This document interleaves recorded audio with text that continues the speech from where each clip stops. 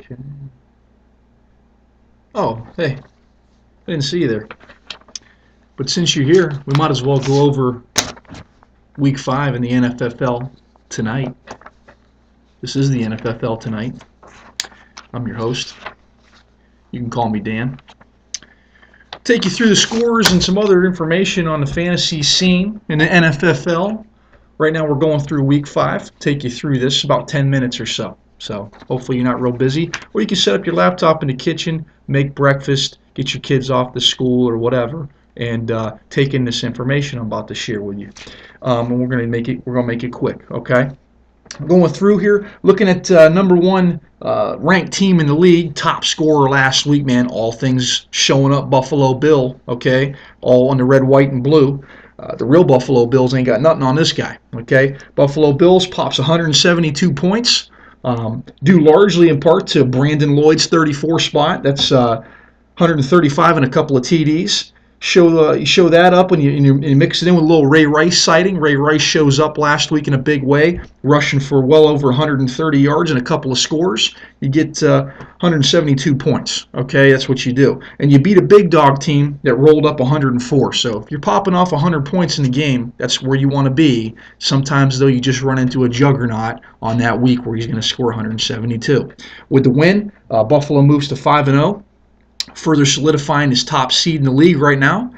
He's taking on the Rattlers next week at 1-4. Very winnable game. Good shot at moving to 6-0, unfortunately. For the Rattlers, that is, but you never know. That's why we play these games. Buffalo, 573 points this season so far, is, again, number one in the league by 30 points. We got to give some props to the Buffalo Bill. Okay. One more bit of good news based on points scored by opponents remaining. Buffalo Bill has the easiest schedule left to play in the 2010 season. So everything's lining up for a very, very outstanding season for the Buffalo Bills. Moving on, Big Dog again, third-ranked team in the league, moves from 3-1 to 3-2 with the loss. Still, again, over 100 points, nothing to hang your head about. Still sitting there with the third seed. Good shape as the playoff picture starts to kind of uncloud itself. Big Dog's point output came from the likes of really the big dogs on the Big Dog roster. Tony Romo, 37 points. That's 400 yards, 3 touchdowns. Unfortunately, 3 picks to counteract the touchdowns there. But still, 37 fantasy points. Roddy White shows up late in that game Sunday. 23 fantasy points. That's 100 yards and a touch. A little bit of bonus point action going on there. But I don't know if you watched anything on Sunday. Roddy White wasn't looking so hot for about 3/4 of that game, and he showed up big late. So again, Big Dog moves to 3-2. He's third in the league right now, taking on a very beatable Voodoo squad at 2-3. Voodoo's still got a shot to make some noise. We'll talk more about his team later. Big Dog on the season, 526 points scored. That's fifth highest total in the league right now. Again, over 500 for the year means you're averaging more than 100 points a game. That's definitely something to be proud of, irregardless of what your record is. Big Dog's got the 5th easiest schedule remaining on the season based on opponents' points scored. So not necessarily a very easy path to the playoffs for Big Dog, but he's in good shape through 5 games. Okay. Moving on, next game, Nutbuster took on Rattlers. Nutbuster posted the 2nd highest scoring output in the league last week at 139. Rattlers, a little bit different story, 58 points. Not one we're going to want to remember for a long time. Good news is there's only a week between games. Nutbuster scoring his points due mainly to some key Chicago Bear components of all things. Matt Forte, 39 fantasy points, tied for the highest point output by any starter on any team's roster in Week 5. That came mainly on the first 2 possessions of that Bears game, as Forte rushed for over 160 yards, a couple of scores. One of those scores was a 68-yard scamper. That'll get you some bonus points. The Bears D, 27 points. It helps to play against the slightly overrated Jimmy Clausen and his very, very poor Carolina Panthers mates. Okay. So again, Nutbuster 139, Rattler 58. Rattler's big point output was from Vernon Davis. Good news on that front. Nice to see a tight end scoring over 20. Okay. Usually, if you can put that together on a consistent basis, you're in for a pretty good season, assuming the rest of your roster can show up in some form or fashion on a fairly regular basis. Rattler drops to 1-4. That's tied for the worst record in the league right now. A lot of games left to play. She scored 422 points so far this year. That's the third lowest in the league, unfortunately. She's taken on, again, we mentioned earlier, 5-0 Buffalo. It's not getting easier for her, and she does have the second hardest schedule remaining based on opponents' points scored. Nutt, again, 2-3, fifth seed in the playoffs if it ended today, taking on another team at 2-3, Silver Bullets, a deceiving 2-3 based on points scored. Okay, Silver Bullets definitely has a very intimidating starting lineup. We're going to talk more about that here shortly. 539 points scored so far this year for the Nut. That's third highest in the league. And Nutbusters got the second easiest schedule left to play for the rest of the season. That's not a bad thing. Okay.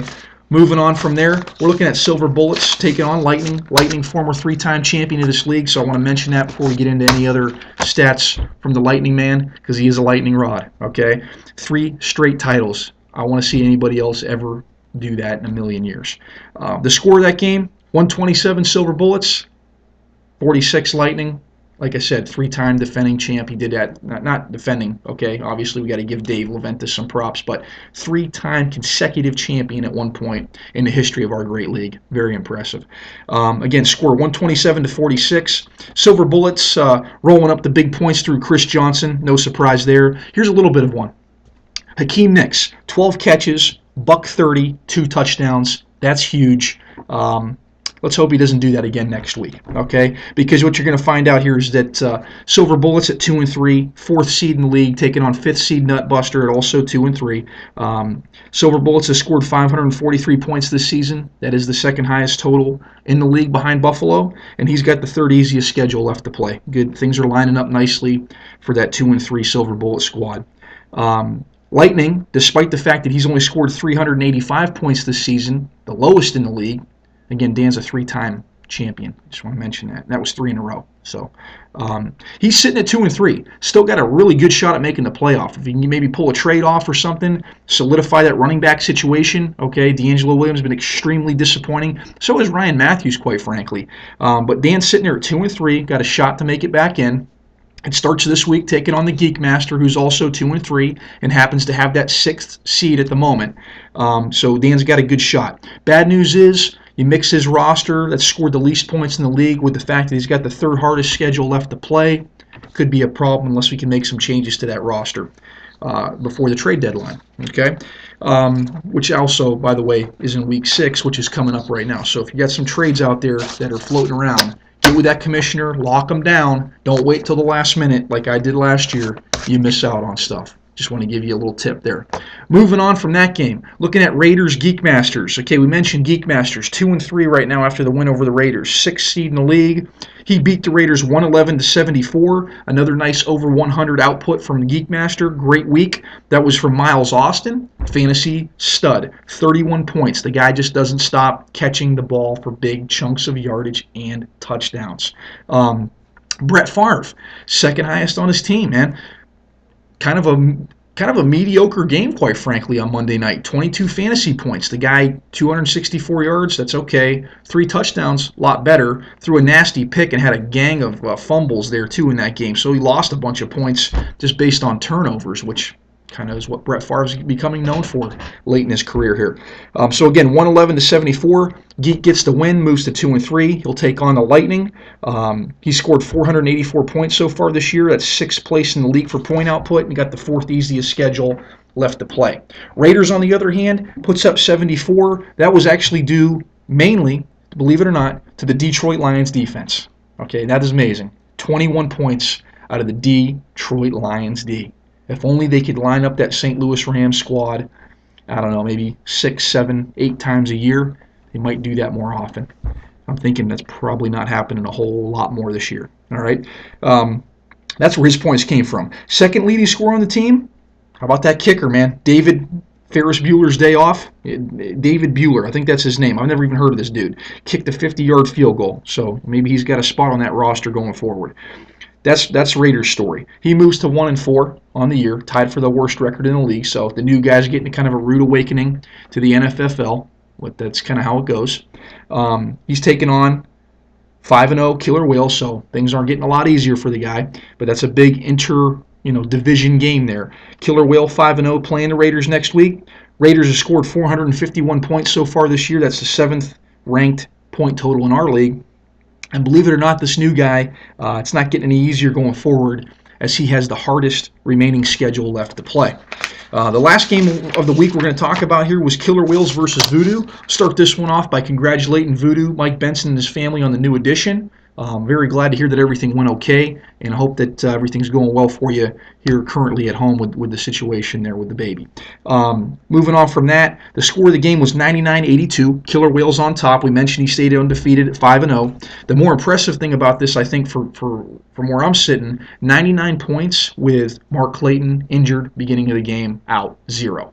Jermichael Finley, same story. So you're sitting there with 2 goose eggs, and Arian Foster surprisingly gets locked up for 2 points. How are you going to score 99? Let me tell you how you do it. You have the Jets roll off a 20 spot, okay? You take the concussed Aaron Rodgers, and he'll just get you a little 18 there, okay? How do you get 18? Well, that's 293 and a touchdown. And you sprinkle a pick in there, you get 18 points. That's what Aaron Rodgers does even when he gets a concussion, okay? But the big one is Malcolm Floyd, man. This guy has been sitting on that roster. He's switching between Floyd and Legadou Nane. Who's going to be the guy?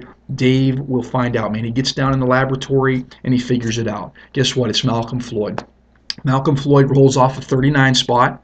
You want to know how you get 39 fantasy points? I'm going to tell you. You get 8 catches for 213 yards and a touchdown. And that's how you're going to score 39 fantasy points if you're a wide receiver. Okay? So way to go, Dave. I'm pretty impressed with the fact that you put up 99 based on what it was looking like early with those injuries. So again, 99-82, he beats Voodoo. Dave moves to 5-0. Okay, he's taking on the Raiders next week. Got a great chance to go to 6-0. He scored 538 points so far this year, 4th highest in the league, and he's got the 5th hardest schedule remaining, so it's kind of middle of the pack as far as remaining schedule.